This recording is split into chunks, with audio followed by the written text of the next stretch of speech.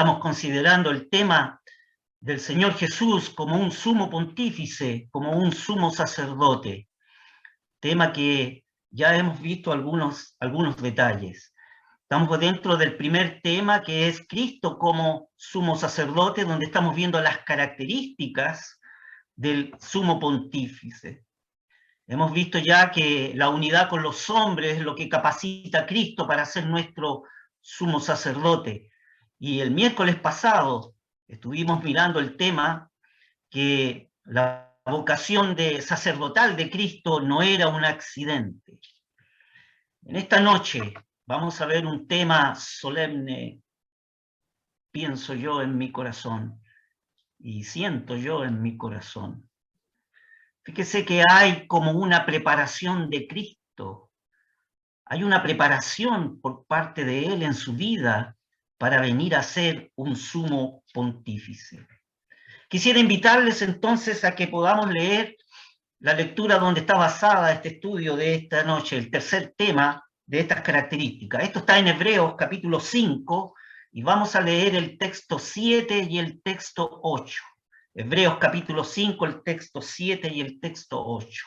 La palabra del Señor dice así, escúchela usted atentamente, apreciado hermano, apreciada hermana, en el cual, en los días de su carne, ofreciendo ruegos y súplicas con gran clamor y lágrimas al que le podía librar de la muerte, fue oído por su reverencial miedo, dice la Escritura.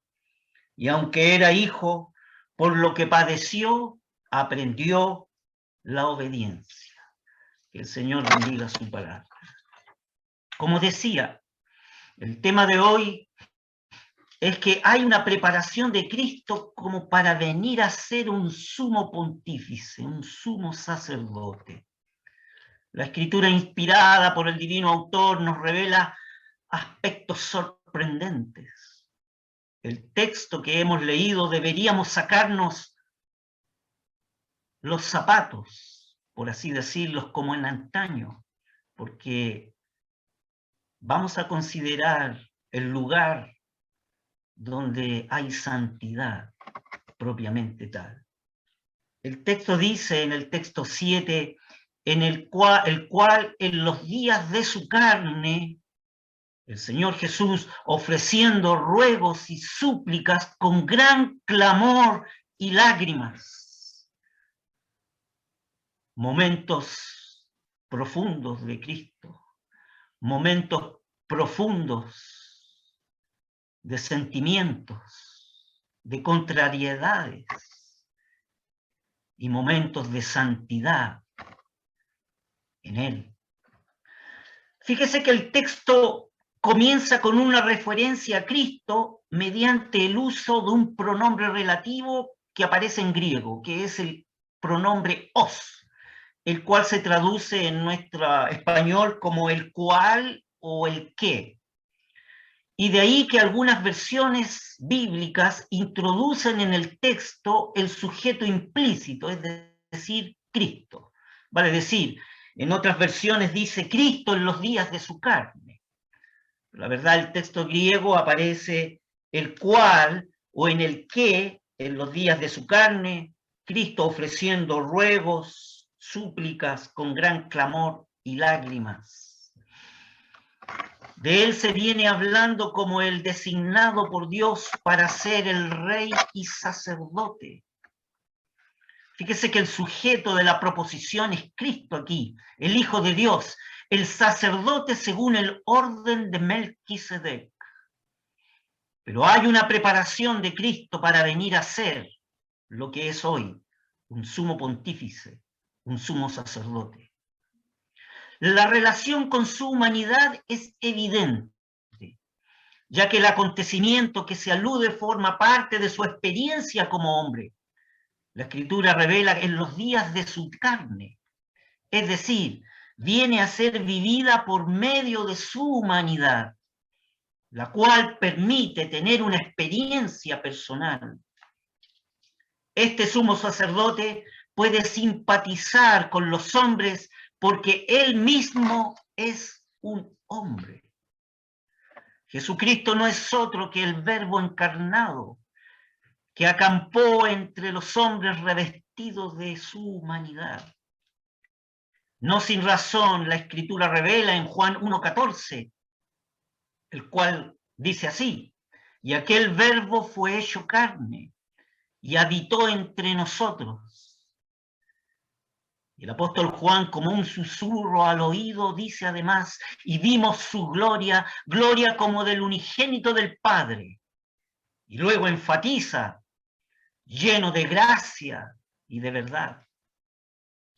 Como dirían los teólogos, en Cristo está la unión hipostática, perfectamente hombre y perfectamente Dios.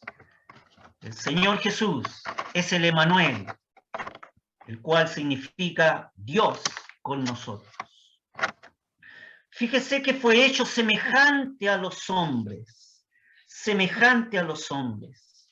Y tenemos una descripción cabal allí en la Escritura, en Filipenses, el capítulo 2. Podríamos leerlo, Filipenses capítulo 2, el cual reza así, dice así, en el texto 6 al 8. Fue hecho semejante a los hombres sin pecado, el cual dice: el cual siendo forma de Dios, no tuvo por usurpación ser igual a Dios, sin embargo se anonadó a sí mismo, tomando forma de siervo, hecho semejante a los hombres. Aquí está la expresión, hecho semejante a los hombres. Y hallado en la condición como hombre, se humilló a sí mismo, hecho obediente hasta la muerte y muerte de cruz. Fíjese que la Escritura insiste en su humanidad, y es así como encontramos en la misma epístola a los Hebreos, en el capítulo 2, el texto 9, mira lo que refleja la Escritura, el cual dice: empero vemos coronado de gloria y de honra por el padecimiento de muerte aquel Jesús que es hecho un poco menor que los ángeles, para que por gracia de Dios gustase la muerte. La Escritura insiste en la humanidad de Cristo. La expresión inspirada está en clara referencia a su humanidad. Aquel Jesús dice, y es notable el énfasis: el que llevó nuestros pecados fue hombre, fue plenamente hombre, sufrió como hombre siendo Dios. Poseedor de un cuerpo humano con todas las limitaciones propias de esa condición. Poseedor de un alma humana que le permite experiencias de angustia. Poseedor de un espíritu humano que le entristece en su intimidad y le conduce a llorar. El Mesías Redentor expresa una oración que la hizo envuelto en gran clamor y lágrimas. El texto 7 que hemos leído de la epístola a los Hebreos del capítulo 5, ofreciendo ruegos y súplicas con gran clamor y lágrimas. Es allí donde deberíamos sacarnos nuestros calzados de nuestros pies, porque el lugar que estamos pisando es santo. Fíjese que no se trata de una referencia genérica en la vida de Cristo, en la vida completa de Cristo, acerca de estos ruegos, clamor y lágrimas. No se trata de mirar que en la vida de Cristo hubieron varias actuaciones de esa manera. Fíjese que estas lágrimas no se trata cuando conmocionado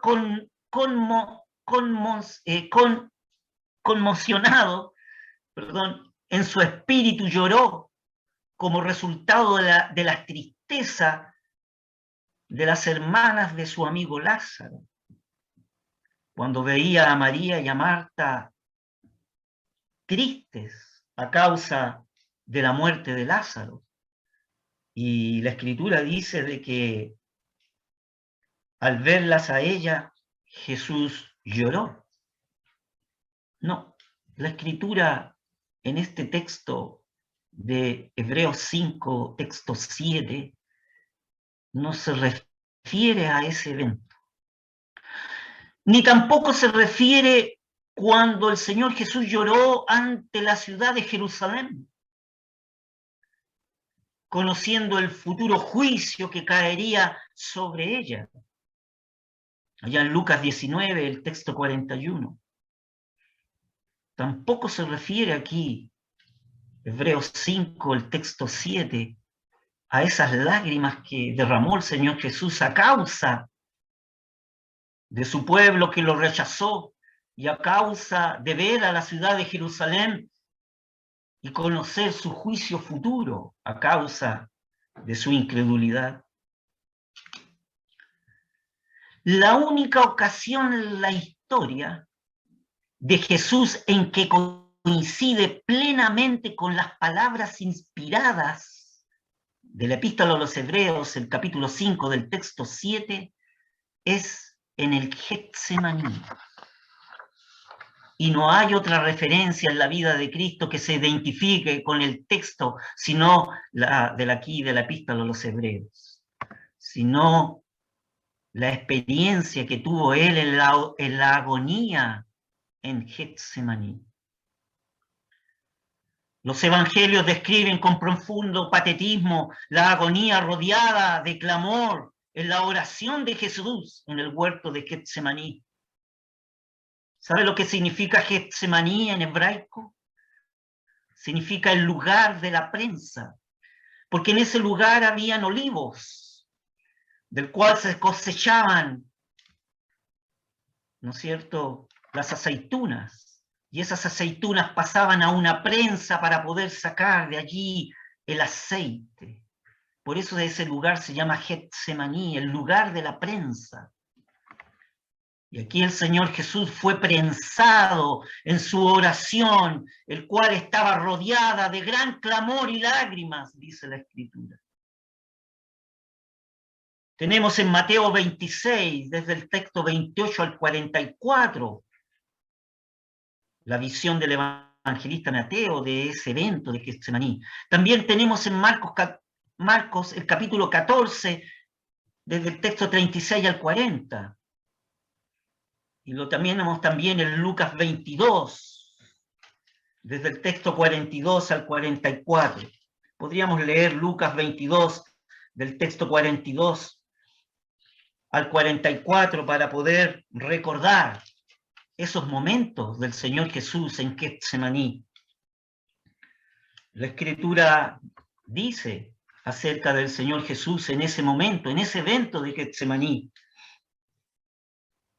diciendo, texto 42 de Lucas 22, Padre, si quieres, pasa este vaso de mí, empero no se haga mi voluntad sino la tuya. Y le apareció un ángel del cielo confortándole. Y estando en agonía, oraba más intensamente, y fue su sudor como grandes gotas de sangre que caían hasta la tierra. Ahí hay un evento de Getsemaní, propiamente tal. El clamor refleja la angustia profunda experimentada en la intimidad de su alma, la cual alcanzó la máxima dimensión de tristeza. Marcos recoge esa expresión de esa máxima dimensión de tristeza en el corazón del Señor Jesús. Las lágrimas manifestaban el sufrimiento de la confrontación que experimentaba en aquella oración que fue ofrecida al Padre, en la actitud de una persona inclinada ante Dios. lo que lleva implícito una profunda actitud de reverencia y expresa la sumisión y la obediencia incondicional a Dios, su Padre, en la ejecución del plan de salvación que Dios tenía para salvar a los tristes hijos de Adán. El autor de la epístola a los Hebreos está hablando aquí de una disciplina preparatoria que el Mesías habría de recibir para cumplir su tarea posteriormente como un sumo pontífice, un sumo sacerdote, el cual él luego entronizado y glorificado en los cielos habría de atender los ruegos y súplicas de un pueblo anhelante. Y él se dignó colocarse primero en un lugar donde él mismo había de ser un suplicante. Y en condiciones extremas de angustia y de dolor. El relato de los evangelios sobre Getsemaní concreta la razón de la agonía con clamor y lágrimas. Jesús indicó a sus discípulos la profunda tristeza de su alma revelada allí en Mateo.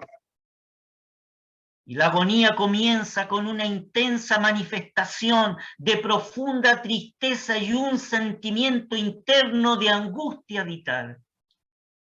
Lucas, como leíamos, como médico, utiliza el término agonía, la cual equivale a conflicto. Es un conflicto interno en el corazón del Señor Jesús. No es el cuerpo, sino el alma en lo más profundo de su ser, en la parte más profunda espiritual de Jesús. Mateo expresa elocuentemente como si dijese: estoy preso de una angustia mortal. No quiere decir eso que aquella angustia le fuese a producir la muerte, sino que expresa enfáticamente la dimensión del conflicto anímico que se producía en el núcleo mismo de su corazón humano, en el núcleo mismo de su humanidad. Si usted lee los evangelios del relato de Marcos, del sufrimiento del Señor Jesús allí en el huerto de Getsemaní, el evangelista sugiere allí un terror estremecedor. Fíjese que el texto en griego sugiere la idea de un grado de sumo intenso horror y sufrimiento, y expresa el estado intensamente confuso, lleno de inquietud y perplejidad ante algo desconocido, como una experiencia que satura el alma y le invade una profunda tristeza y pena y dolor. Y es aquí donde se cumple la profecía de Isaías, que el Señor era un varón de dolores, experimentado en quebrantos, dice Isaías, el texto 3. Se cumple aquí lo anunciado por el profeta acerca de él. La angustia fue tan intensa que el Señor Jesús, esa angustia lo llevó a separarse de sus discípulos, incluso de separarse de aquellos 3 discípulos que habían compartido en tantas ocasiones excepcionales en su vida y ministerio, para buscar la paz en la oración con su Padre. A los 3 más cercanos les manda a velar, y aquellos discípulos habían sido llamados a un lugar para estar más cerca de él. Y a los 8 restantes los deja a la entrada del huerto de Getsemaní, y él va más profundo en el huerto con los 3 discípulos más amados, más cercanos a él: Pedro, Juan y Jacobo.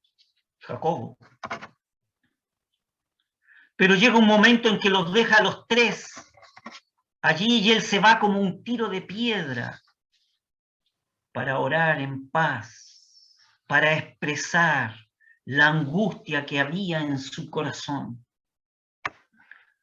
Podríamos preguntarnos entonces, ¿cuál era la causa principal de aquella situación de agonía por parte del Señor Jesús allí en el huerto de Getsemaní? Déjeme decirle, apreciados hermanos, que la angustia de Getsemaní tiene estrecha relación con el pecado del hombre. La profecía iba a cumplirse en el Señor Jesús. Con todo, dice Isaías, Yahvé quiso quebrantarlo sujetándole a padecimiento, dice Isaías 53:10. Y el apóstol Pedro nos vislumbra una revelación más, porque en Primera de Pedro, el capítulo 12, el texto 24, dice, quien llevó él mismo nuestros pecados en su cuerpo sobre el madero. La sustitución personal que había de llevar a cabo en la cruz tenía que ver con la asunción de la muerte por todos. El conflicto que se produce en el alma del Salvador es de una intensidad tal que lo lleva a una angustia. El Señor Jesús se enfrentaba a una situación nueva para él, que consistía en ser hecho maldición para que los malditos de Dios, a causa del pecado, fuesen hechos bendición de Dios en él. Y el Señor gustó la muerte por todos. Y la Escritura dice, al que no conoció pecado, hizo pecado por nosotros, para que nosotros fuésemos hechos justicia de Dios en él, como dice 2 Corintios 5:21. Así que la oración en Getsemaní por parte del Señor Jesús, con gran ruego, súplicas y gran clamor y lágrima, fue un pedido para no permanecer sujeto a la muerte. Y esta oración fue contestada. Y lo expresa el texto 7, cuando dice que fue oído por su reverencial miedo, dice la versión antigua. Pero el griego, koiné, revela que ese reverencial miedo se refiere a que fue oído por su temor reverente. No fue librado de padecer la muerte, el Señor gustó la muerte. Fue librado de permanecer bajo el dominio de la muerte. Y fue oído a causa de su temor reverente. Gran lección para nosotros, apreciados hermanos. Nuestras oraciones son oídas, son contestadas nuestras oraciones. Hay clamor, súplica y lágrimas en nuestras oraciones. Cuando nos acercamos al trono de la gracia para rogar al Padre, y hay ese acercamiento con ese temor reverente hacia nuestro Padre. Aquí hay una gran lección, apreciados hermanos. No nos extrañemos, pues, porque muchas de nuestras oraciones no son contestadas.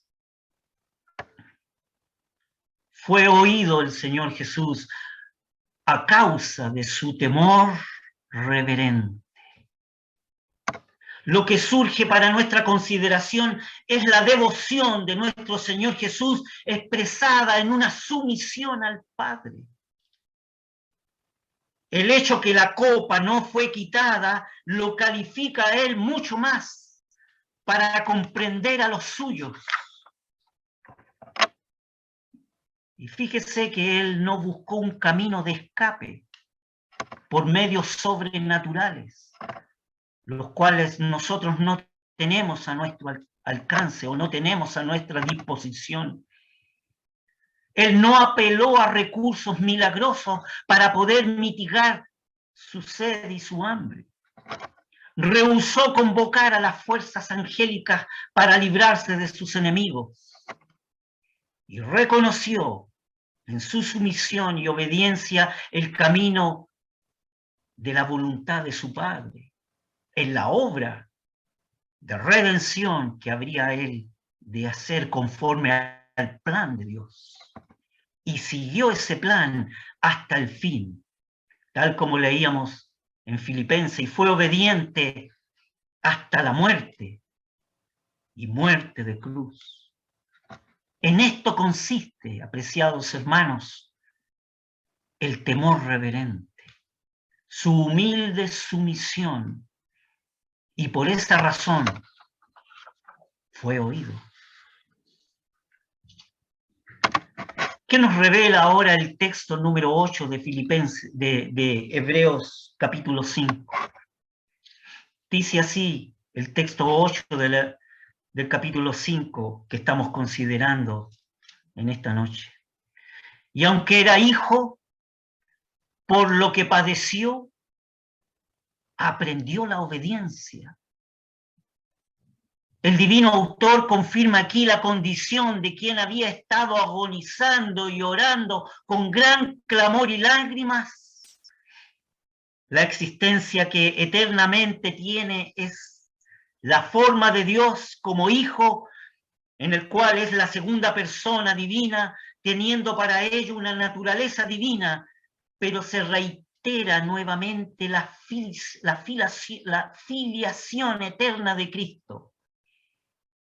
Es decir, el que agonizó en Getsemaní es el Hijo de Dios en su naturaleza humana.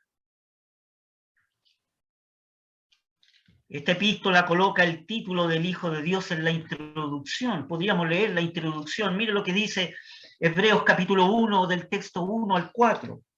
Dios, habiendo hablado muchas veces y en muchas maneras en otro tiempo a los padres por los profetas, en estos postreros días nos ha hablado por el Hijo, el cual constituyó heredero de todo, por el cual asimismo hizo el universo. Texto 3, el cual siendo el resplandor de su gloria y la misma imagen de su sustancia, y sustentando todas las cosas con la palabra de su potencia, ahí está la divinidad de Cristo, habiendo hecho la purgación de nuestros pecados por sí mismo, ahí está la humanidad de Cristo, se sentó a la diestra de la majestad de las alturas, en las alturas, hecho tanto más excelente que los ángeles, cuanto alcanzó por herencia más excelente nombre que ellos. Este epístola coloca el título de hijo en la introducción y lo relaciona con muchos aspectos en el desarrollo del escrito de la epístola. Como hijo es también heredero de todo lo creado, y a causa de todo fue hecho en él. Este hijo es superior a todo en aspectos soteriológicos, por cuanto ha llevado a cabo la purificación de los pecados, y en su exaltación comparte el trono y la majestad de Dios. Siendo hijo, es superior a los hombres, profetas y ángeles, porque a diferencia de todos ellos, él es el resplandor de la gloria del Padre y la imagen misma de su sustancia.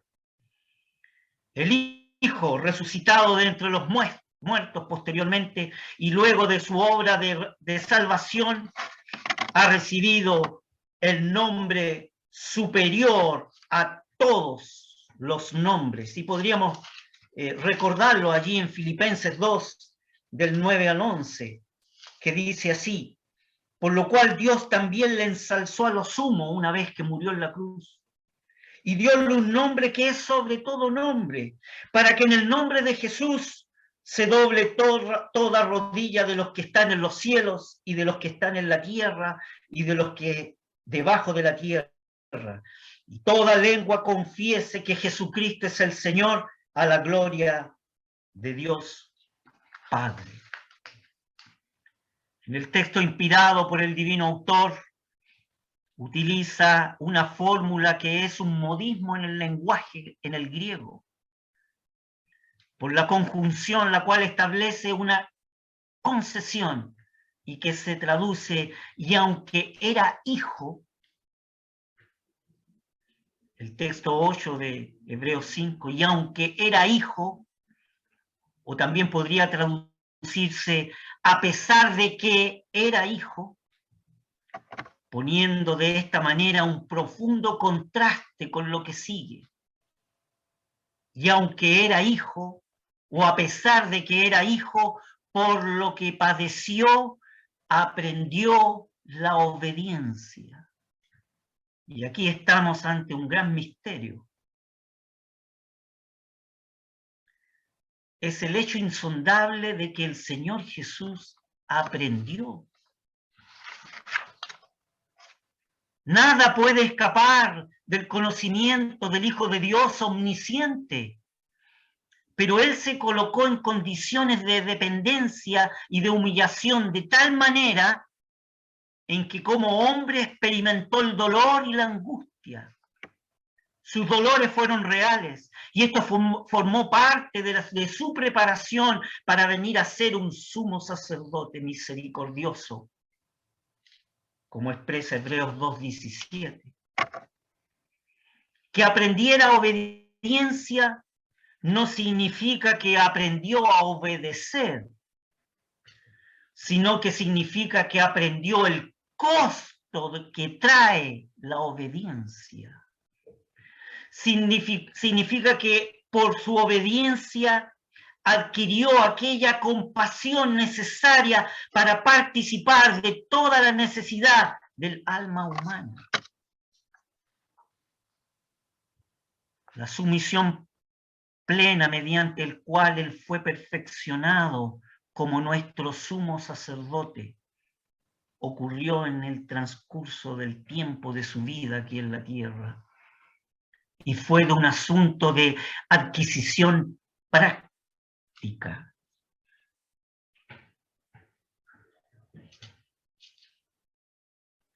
Por lo que padeció, dice la Escritura, aprendió la obediencia, es decir, por la experiencia que padeció en su vida en Getsemaní y en la cruz, aprendió el costo de lo que significa obedecer al Padre, a Dios. Y aquí hay una gran segunda lección para nosotros como sus hijos. Hemos aprendido a obedecer, es decir, hemos aprendido a asumir el costo de lo que significa obedecer al Padre en el nombre de Cristo en nuestras vidas. Los sufrimientos que el Señor Jesús soportó fueron el precio necesario de su obediencia. Más aún, formaron parte de la obediencia. Fueron los verdaderos motivos por los cuales Él dio cumplimiento al designio de Dios. Lo que no debemos perder de vista es que la Escritura lo que revela es que la obediencia de Jesucristo se origina en el hecho de que Él reconoció la presencia de la voluntad de Dios en su sufrimiento.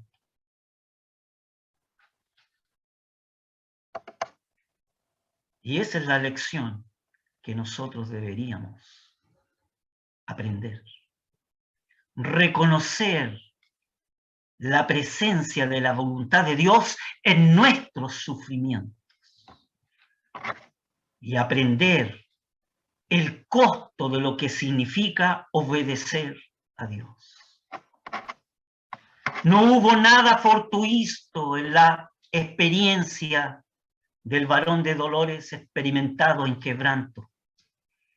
El nombre de Dios fue glorificado en la aceptación que el Hijo hizo en la copa de sufrimiento que venía de la mano del Padre. La expresión fue oído ya estaba incluida, fíjese, en el Salmo 22, que podríamos leerlo. en el texto 24, allí en el Salmo 22, el texto 24, el cual dice: porque no menospreció ni abominó la aflicción del pobre, ni de él se escondió su rostro. Y expresa el salmista, sino que cuando clamó a él, oyóle. Es decir, cuando clamó el Señor Jesús, el Padre le oyó, fue oído, como dice la epístola a los hebreos. La intención del divino autor de la epístola a los hebreos es insistir en que Jesús el Señor ha sido calificado para su servicio como sumo pontífice, como un sumo sacerdote, mediante su agonía y sus lágrimas, y mediante su sufrimiento y su súplica, a través de los cuales su obediencia a Dios nunca falló. Y aunque era hijo, dice la Escritura, por lo que padeció, aprendió la obediencia. Así que tenemos aquí de que hay como una preparación de Cristo para venir a ser nuestro sumo sacerdote, nuestro sumo pontífice. Y tal como dice la Escritura que hemos leído al comienzo de esta reunión, porque no tenemos un pontífice que no se pueda compadecer de nuestras flaquezas, porque él fue perfeccionado en las súplicas y sufrimientos y obediencia, más tentado en todo según nuestra semejanza, sin pecado, pero sin pecado somos invitados entonces a allegarnos a él. Lleguémonos pues confiadamente al trono de la gracia para alcanzar misericordia y hallar gracia para el oportuno socorro. Que el Señor bendiga su palabra, apreciados hermanos, y en la voluntad del Señor, el próximo miércoles continuaremos con nuestro tema. Que el Señor bendiga su palabra. Amén.